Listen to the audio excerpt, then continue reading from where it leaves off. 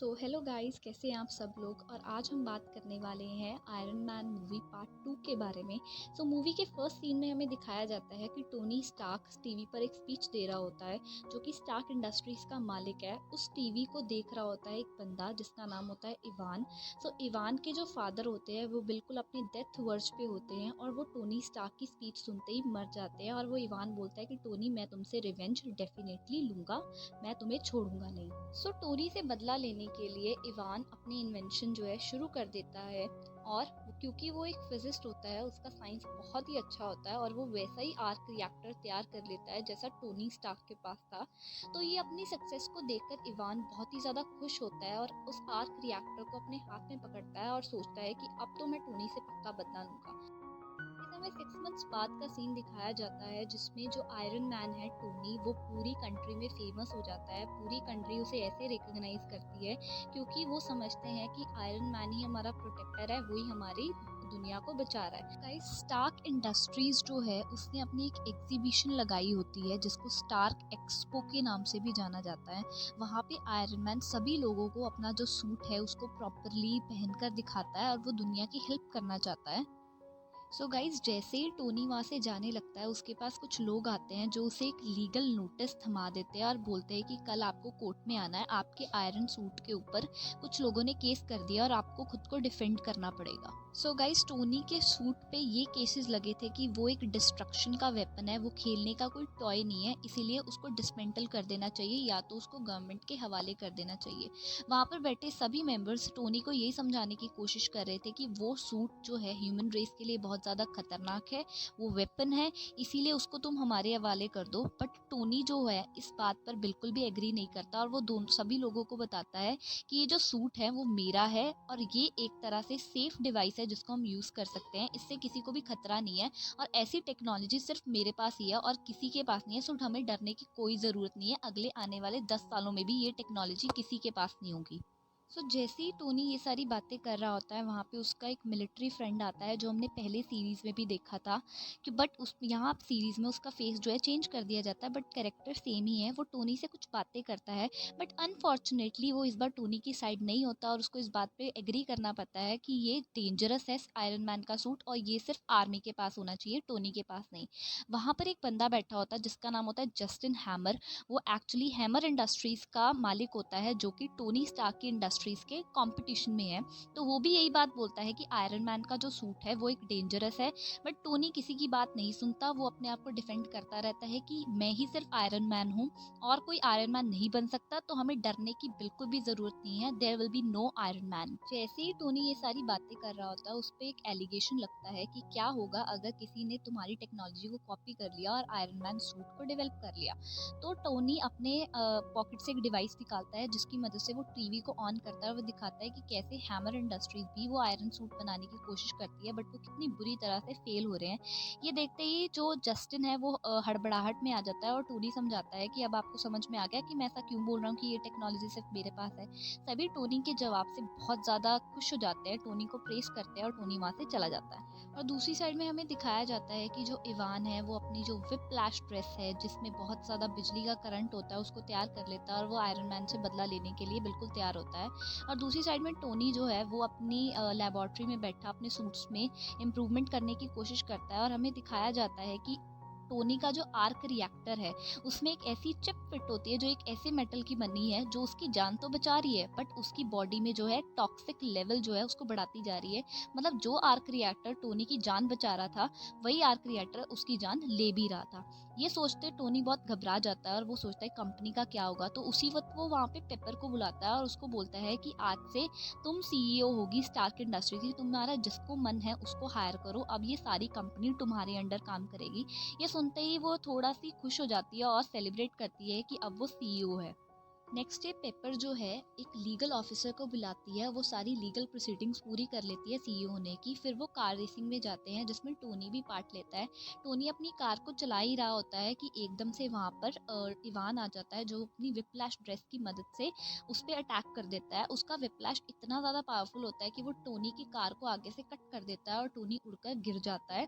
वहाँ पे पेपर ये सब देखकर बहुत ही ज़्यादा हैरान हो रही होती है कि ये कौन हो गया। फटाफट वो वहाँ से आयरन सूट उठाती है टोनी का और कार में बैठती है और वो टोनी को उसका आयरन सूट हैंड ओवर कर देती है। टोनी बिना किसी टाइम वेस्ट के वो जो आयरन सूट है उसको पहनता है। आयरन सूट को पहनते ही वो आयरन मैन में कन्वर्ट हो जाता है और उन दोनों के बीच में फाइट स्टार्ट हो जाती है। हम यहाँ पे देख सकते हैं कि इवान भी पूरी आयरन मैन को टक्कर दे रहा होता है, क्योंकि उसका व्हिप्लैश जो होता है इलेक्ट्रिसिटी वाला बहुत ही ज़्यादा पावरफुल होता है। पर आयरन मैन तो खैर आयरन मैन नहीं है, आयरन मैन के आगे किसकी चलती है। तो उसने फाइनली जो आयरन मैन है हमारा, उसने उसका व्हिप्लैश जो होता है इलेक्ट्रिसिटी वाला वो तोड़ देता है और पुलिस जो है इवान को ले जाती है। वहाँ पे टोनी इवान से मिलने के लिए जेल में आता है और उससे पूछता है कि तुमने मेरे पे अटैक क्यों किया। पर जो इवान है वो उसको कुछ भी नहीं बताता टोनी को। फिर टोनी बोलता है कि खैर तुम्हारी जो टेक्नोलॉजी थी वो बहुत ही अच्छी थी, अगर तुम उसको आर्मी में बेचते तो तुम काफ़ी अमीर हो जाते। और उसे वो ये भी बताता है कि अगर तुम मेटल के राउंड्स को डबल कर दोगे तो तुम्हारी टेक्नोलॉजी और भी इम्प्रूव हो जाएगी। वहाँ पे हमें दिखाया जाता है कि इवान को बचाने की जो साजिश है वो शुरू हो जाती है जस्टिन के द्वारा। जो जस्टिन है वो वहाँ पे इवान के बॉडी डबल को भेजता है ताकि उसको मरवाकर ये शो किया जा सके कि इवान अब मर चुका है। सो इवान जो होता है उसका हेड जो है बहुत जोर से मारता है और वो जो एक जेलर होता है वो उसको एक की पकड़ा देता है, जिसकी वजह से इवान बाहर आ जाता है और वहाँ पे ब्लास्ट हो जाता है। इससे मीडिया में खबर फैल जाती है कि इवान अब मर चुका है। तो ये वैसे खबर सुन के सारी जगह हड़बड़ाहट मच जाती है और क्योंकि टोनी पे भी बहुत एलिगेशन लगते हैं कि तुमने तो कहा था कि ये टेक्नोलॉजी किसी के पास नहीं होगी। वहाँ पे हम देखते हैं कि इवान को बचाने वाला और कोई नहीं बल्कि हैमर इंडस्ट्रीज का मालिक होता है। वो इवान को बुलाता है और कहता है कि तुम मेरे लिए भी आयरन सूट्स बनाओ ताकि मैं उस टोनी को हरा सकूं। और जस्टिन इवान को बोलता है कि यहाँ पे वो सारे रिसोर्सेज है जो तुम्हें उस आयरन सूट बनाने के लिए लगेंगे। पर दूसरी साइड में हम देखते हैं कि टोनी एकदम से गिर जाता है, उसका मिलिट्री फ्रेंड आता है और टोनी उसे दिखाता है कि उसकी जो शरीर में जो पैलेडियम है उसकी वजह से वो कैसे धीरे धीरे मर रहा है। तो टोनी सोचता है कि पता नहीं मैं कब मर जाऊँ, तो मुझे अपनी ज़िंदगी पूरी तरह से एंजॉय करना चाहिए। तो टोनी अपना आयरन सूट पहनकर सभी के साथ पार्टी करना शुरू कर देता है। और दूसरी साइड पे हम देखते हैं कि वहाँ पे बहुत सारे लोग आते हैं। वहाँ पे उसका मिलिट्री फ्रेंड भी आता है जो पेपर को फ़ोन लगा रहा होता है। और जैसे ही वो और पेपर जो है उस पार्टी के अंदर आते हैं वो देखते हैं, बहुत हैरान हो जाते हैं कि जो टोनी है वो पूरी तरह से शराब के नशे में इधर उधर गिर रहा है। वो सब कुछ रोकने की कोशिश करते हैं और आपस में बहस भी करते हैं कि इसको रोको, ये बहुत डेंजरस है।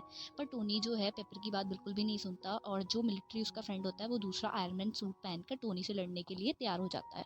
फिर नेक्स्ट सीन में हमें दिखाया जाता है कि वो एक दूसरे से फाइट जो है स्टार्ट कर देते हैं। उसका जो मिलिट्री फ्रेंड होता है वो टोनी से बोलता है कि टोनी तुम ये बिल्कुल भी डिजर्व नहीं करते ये सूट पहनना, इसको पहनना तो हम जैसे मिलिट्री लीडर्स जो हैं वही डिज़र्व करते हैं। तो वो एक दूसरे से बहुत फाइट करते हैं और फाइट का रिजल्ट ये निकलता है कि एक बहुत ही बड़ा धमाका होता है जिसकी वजह से वो दोनों इधर उधर गिर जाते हैं और पूरा उसका जो घर होता है टोनी का वो भी पूरी तरह से बर्बाद हो जाता है और पूरी तरह धमाके की आवाज़ सुनाई देने लग जाती है। और जैसे ही धुआं थोड़ा सा हटता है वो हम देखते हैं कि जो आयरन मैन है, दोनों मिलिट्री लीडर और वो टोनी, वो एक कोने में पड़े होते हैं और जो मिलिट्री फ्रेंड होता है उसका वो टोनी का आयरन सूट पहनकर वहाँ से चला जाता है, उसको लौटाता नहीं है। सो गाइस नेक्स्ट सीन में हम देख सकते हैं एक ऑफिसर आता है, वो टोनी को वो बिठाता है उससे बात करने के लिए। तो वो ऑफिसर टोनी से कहता है कि तुमने तो कहा था कि ये टेक्नोलॉजी किसी के पास नहीं है, पर देखो इवान ने वो टेक्नोलॉजी बना ली है और तुम्हारा जो मिलिट्री फ्रेंड है वो तुम्हारा आयरन सूट लेकर चला गया। अगर उसने उससे कुछ भी गलत किया तो इसकी जिम्मेदारी कौन लेगा। तो टोनी उसे बोलता है कि ये मेरी प्रॉब्लम नहीं है, वो सूट जो है मेरी मर्जी से नहीं लेके गया, चुरा के गया है।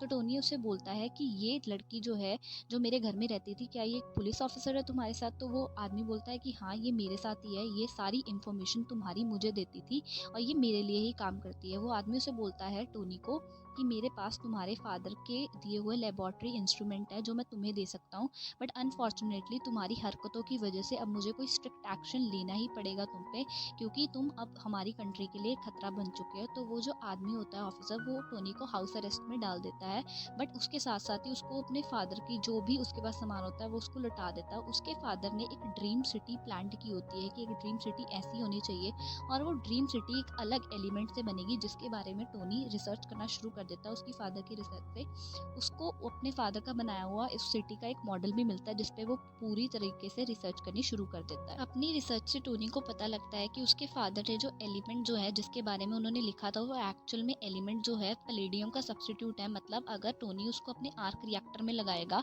तो वो उसकी जान लेना बंद कर देगा और टोनी की जान बच जाएगी। उसी वक्त टोनी को वहाँ पे कॉल आती है इवान की और इवान उसे बोलता है कि तुमने मुझे जो सलाह दी थी कि मुझे अपने राउंड्स को डबल करना चाहिए वायर से, तुमने मेरी बहुत हेल्प की है।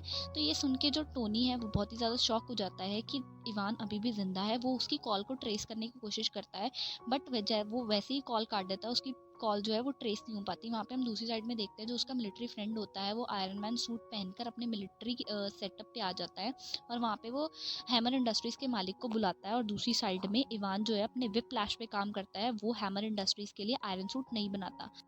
नेक्स्ट सीन में हमें दिखाया जाता है कि जो हैमर इंडस्ट्री होती है वो अपने इस आयरन सूट्स को लेकर आती है स्टार्क एक्सपो में, और जस्टिन जो है स्पीच दे ही रहा होता है। और दूसरी साइड में हमें दिखाया जाता है कि जो टोनी है वो सारी रिसर्च करता है इवान के बारे में। उसे पता लगता है कि कुछ मिसकंसेप्शन की वजह से उसके फादर की वजह से उन्हें जेल में रहना पड़ा था। तो हम दूसरी साइड पे देखते हैं कि जो आयरन मैन है वो अपने फ्रेंड के पास आता है और वो जस्टिन को भी बताता है कि तुमने बहुत बड़ी गलती कर दी है, अब इवान जो है किसी को भी नहीं छोड़ेगा।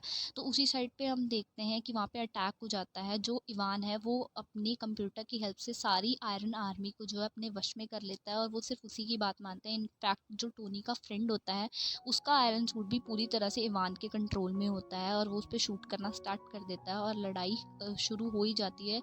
पर जो उसका मिलिट्री फ्रेंड होता है वो आयरन मैन को सारा बता देता है कि मेरा जो सूट है वो बिल्कुल भी मेरे कंट्रोल में नहीं है, इसको कोई और कंट्रोल कर रहा है। और जो आयरन आर्मी है वहाँ पे अटैक जो है शुरू हो जाता है। दूसरी साइड में उन्हें पता लग जाता है कि ये इवान का ही काम है। वहाँ पे वो इवान को पकड़ने के लिए जो ऑफिसर्स होते हैं वो जाते हैं, पर दूसरी साइड पे जो आयरन आर्मी है वो पूरी तरह से आयरन मैन पे अटैक कर देती है और सिटी को भी डिस्ट्रॉय करना शुरू कर देती है। आयरन मैन उसे सिटी के दूर लेके जाता है और अपने मिलिट्री फ्रेंड को भी बोलता है कि मेरे पीछे पीछे आओ। हालांकि उसका जो सूट होता है उसके कंट्रोल में नहीं होता, पर धीरे धीरे वो आयरन मैन सारी आयरन आर्मी को जो है ख़त्म कर देता है। पर वहाँ पे एकदम से इवान जो है अपना विप्लैश लेकर आ जाता है वहाँ पे आयरन मैन पर अटैक करने के लिए। और दूसरी साइड पे हमें देखा जाता है कि उनमें जो फाइट है वो बहुत स्टार्ट हो जाती है। उसका विप्लैश जो होता है वो पहले से ज़्यादा स्ट्रांग होता है और आयरन मैन पर भारी पड़ रहा होता है। सो गाइज जो उसकी विप्लैश होती है उसकी पकड़ बहुत ही ज़्यादा स्ट्रांग होती है और वो दोनों आयरन मैन को पकड़ लेती है। बट हमारे जो आयरन मैन है और उसका मिलिट्री फ्रेंड होता है वो अपनी सोलर बीम को यूज़ करते हैं, जिससे जैसे ही वो उसकी सोलर बीम आपस में टकराती है एक वैसा ही धमाका होता है जैसे पहले हुआ था और इवान का जो सूट है वो टोटली जो है वो डिस्ट्रॉय हो जाता है। और दूसरी साइड में हम देखते हैं वहाँ पे फिर से वही ऑफिसर टोनी से बात करता है और टोनी को बोलता है कि मेरे लिए तुम्हारे लिए एक खुशखबरी है मेरे पास कि तुम्हारा जो सूट है वो एवेंजर टीम में शामिल हो गया है, बट तुम उस आयरन सूट को नहीं पहनोगे। तो जो टोनी होता है बहुत ही हैरान होता है कि बोलता है कि तुम ऐसी कैसी बात कर रहे हो, उनको मैं भी चाहिए और मैं भी नहीं चाहिए, ऐसा कैसे हो सकता है। तो टोनी बोलता है कि ऐसा बिल्कुल भी नहीं होगा, मैं अपना आयरन सूट जो है किसी के हवाले नहीं करूँगा। तो वो उसको हेलो बोलकर वहाँ से चला जाता है और दूसरी साइड में हमें दिखाया जाता है कि टोनी और उसका जो मिलिट्री फ्रेंड है उसको वही इंसान जो पहले उन्हें क्रिटिसाइज़ कर रहा था आयरन सूट के लिए अब उन्हें अप्रिशिएट करता है कि तुमने दुनिया को बचा लिया। और वो उनको मेडल्स भी देता है और वो टोनी के साथ बहुत ही ज़्यादा सार्कास्टिक वे में बात करता है, बट अब उसके पास कोई चॉइस नहीं होती, उसे टोनी को अप्रिशिएट करना ही